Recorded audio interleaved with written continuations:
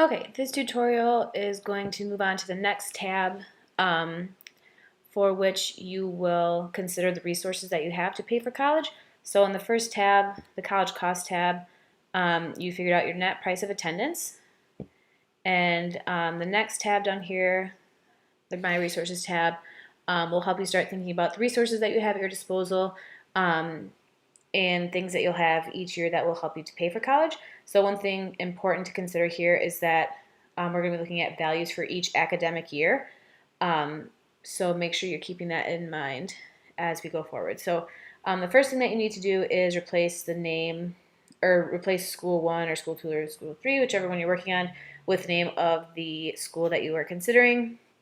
And then you're going to bring over the value that you calculated for your net price of attendance. So that will be on the cell from the first tab that you just calculated, cell F19, that net price of attendance. You're going to bring that over to cell F9 in the second tab. So that will be our net price of attendance, and then we are going to consider, like I said, some resources to help you pay for school. And you can see this next section where it says resources. These are all things that you are probably going to need to have a conversation with your parent or guardian about, because these are all like personal values that you would be bringing to the table. So I plunked in a couple of like placeholder values. These are not things that you should be adding. These are just some numbers that I put in, but you should have a sit-down conversation with someone to help you figure out what these numbers might be for you. So this first value, parent contribution from income. So if your parents have indicated to you in some way that they have some money in their income that they are planning to gift you for college, you can include that. So I just used $2,000 for that value. Make sure if you don't have a value for any of these things, you're putting in zeros. So student contribution from income, if you have a job and you're planning to put some of that money that you're bringing in towards your college, you can include that. I'm just going to assume that the student is not working in college, so on the student summer savings, I also put in a zero. Parent contribution from savings, you could add in there. Gifts from family or friends. If your parents have a 529 college savings plan for you, you can include what they would be able to contribute per year. Keep in mind all these values are what would be contributed per academic year to the cost of attendance.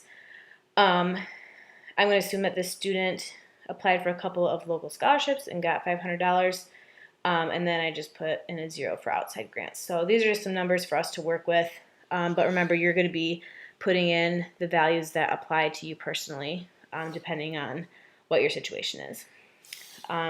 So now we have gotten to the point where we're going to find out what our remaining cost is before loans. So we're going to put a formula here in cell F21. So click on the cell, and the first thing that you are going to type is the equal sign, so our spreadsheet knows that we are putting a formula in.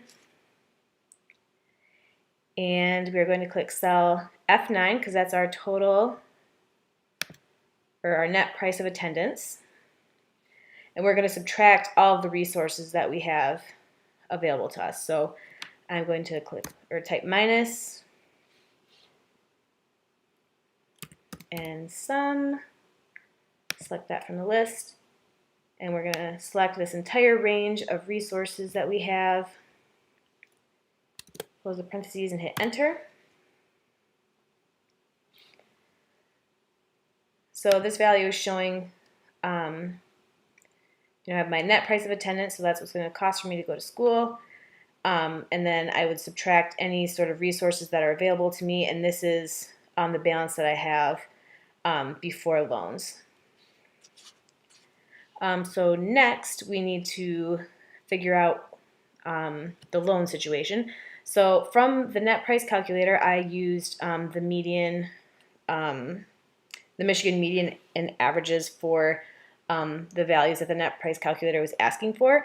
And based on those values and like the SAT scores and GPAs for an average student, I qualified for a federal direct student loan of $5,500. So I'm going to put that in. So remember, that is a number that you should be getting from your net price calculator. And also there's a link here that describes the differences between loans. It brings you to this website. If you're needing some more information on that, check that out. So what I'm going to do now is, as you can see, that doesn't quite cover the cost of what I had before loans here. So I'm either going to have to cover that remaining cost with a federal student loan, or if your parents are willing to give you a loan, you could do that also. So depending on your situation, you're going to put in a formula to kind of calculate basically what is left over that will be needing to be covered by loans. So I'm going to put a formula in cell F24, assuming that I will have to take out some federal student loans. But if you have had a conversation with your parents and they are willing to give you a loan, you could put this formula in cell F25. So I'm going to type equals, and it's going to be F21 minus whatever I have in F23, because that's going to tell me what additional loans I will have to take out to cover my cost. Okay, so now we're going to check our math here, because after what we've done, we should have all the costs for one academic year covered. So just to make sure that our balance is zero, we're going to do one last little formula here to make sure that we've accounted for everything and all the costs. So in F27, we are going to type equals F21